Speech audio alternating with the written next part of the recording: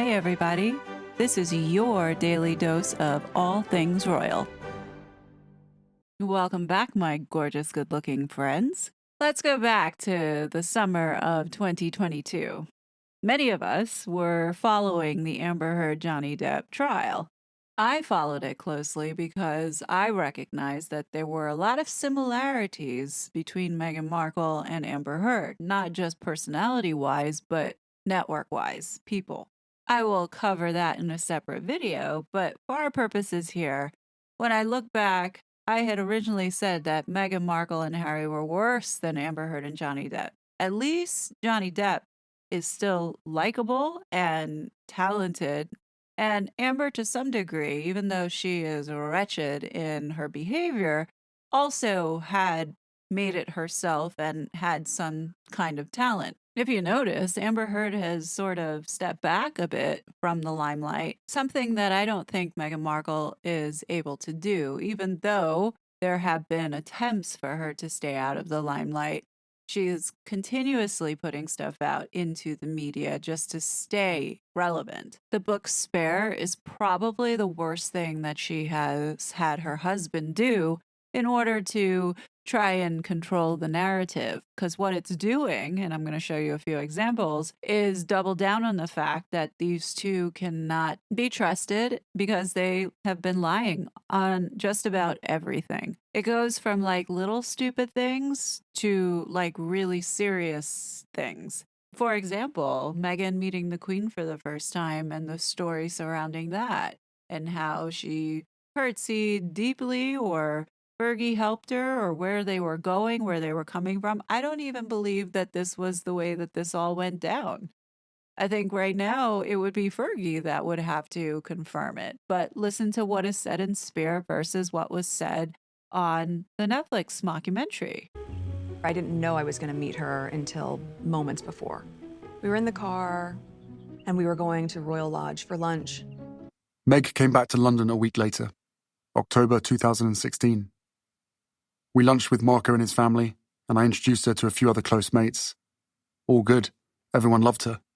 Emboldened, I felt the time had come for her to meet my family. She agreed. First stop, Royal Lodge. So, what was the story? Did they already have lunch and were on their way to Royal Lodge, or were they on their way to Royal Lodge to have lunch? See, it's just little details like that that say to me that no, this is another lie in itself. They're not telling the truth here on how meeting the Queen went down. Don't believe this next level lunatic on her story about the first time she met William and Catherine, as she tells this in the Netflix mockumentary.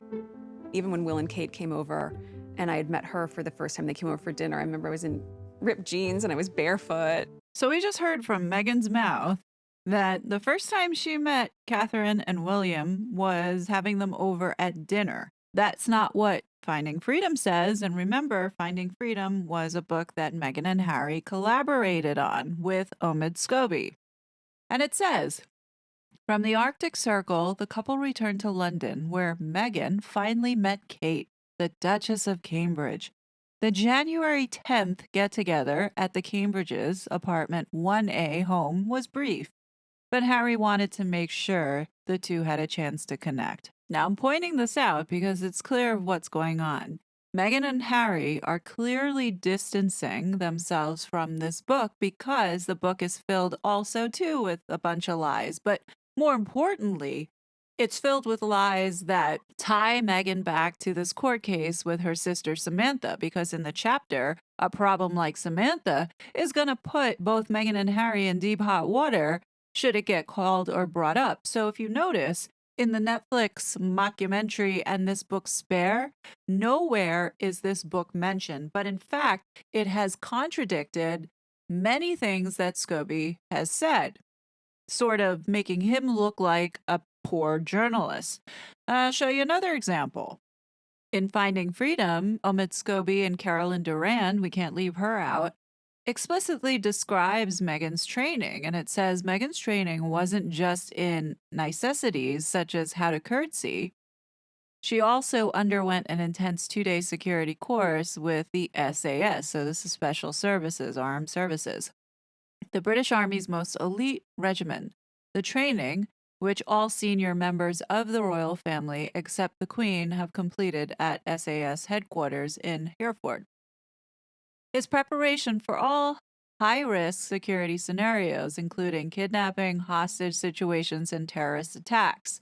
Meghan took part in a staged kidnapping where she was bundled into the back of a car by quote-unquote terrorists, taken to a different location, and then saved by officers firing fake guns. Okay, so we have that there, but then Harry goes ahead and blows this up by writing, "There's been some reporting about the palace deciding to instruct Meg in guerrilla warfare and survival tactics in the event of a kidnapping attempt.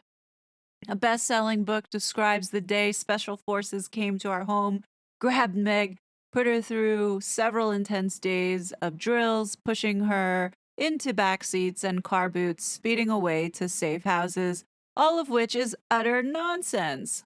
Meghan wasn't given 1 minute of training." So essentially, Harry just called Omid's writing and the contents of his book nonsense. Looks like Omid has been markled. Somebody should go check on him and ask him if he's okay. You really cannot believe anything that this couple has said from the very beginning. Again, I've said they take one small element of truth, a very tiny, tiny bit, and they wrap a massive, enormous lie around it. Like this example. As the night neared its end, we had a very frank discussion. There was no way around it. She put her hand to her cheek and said, "What are we going to do? We have to give this a proper go. What does that even mean? I live in Canada. I'm going back tomorrow. We'll meet. A long visit. This summer. My summer's already planned. Mine too. Surely in the whole summer we could find one small spot of time." She shook her head. She was doing the full eat, pray, love. Eat what now? The book. Ah, sorry.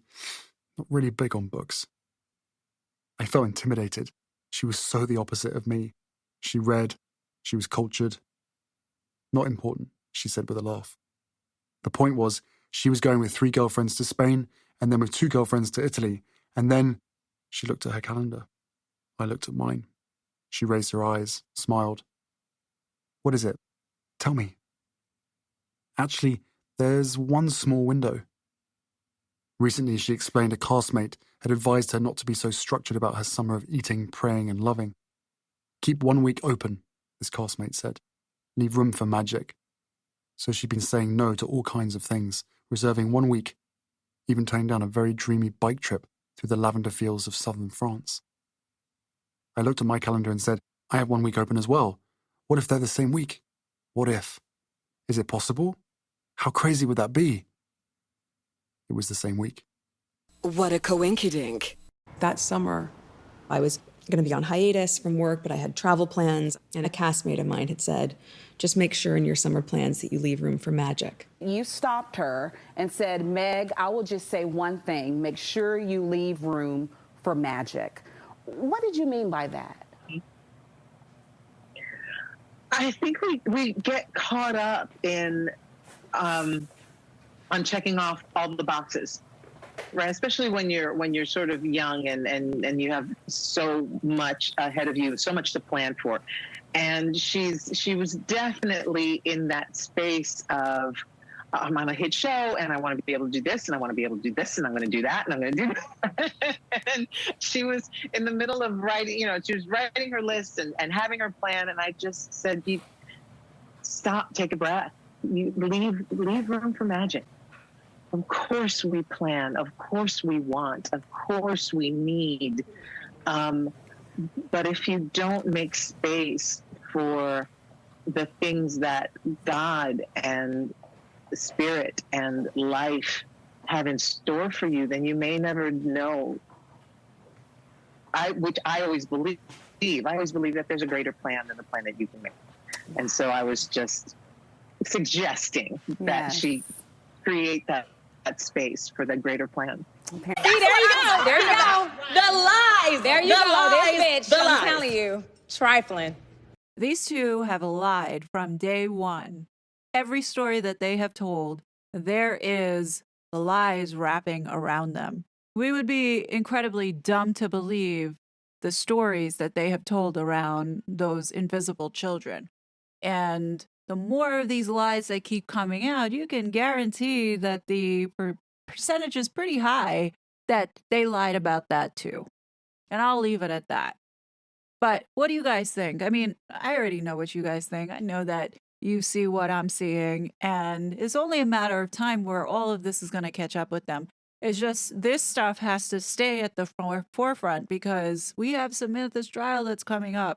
And they're, I believe, are going into discovery and they need all the information that they can get. So, we're going to be focused on making sure that these important facts stay to the front so they do not get pushed to the side like what these two have been trying to do, especially with that book, Finding Freedom. But anyhow, what do you guys think? Leave your thoughts below. And don't you worry, I will be back soon with more content. But until then, be safe and I will talk to you soon.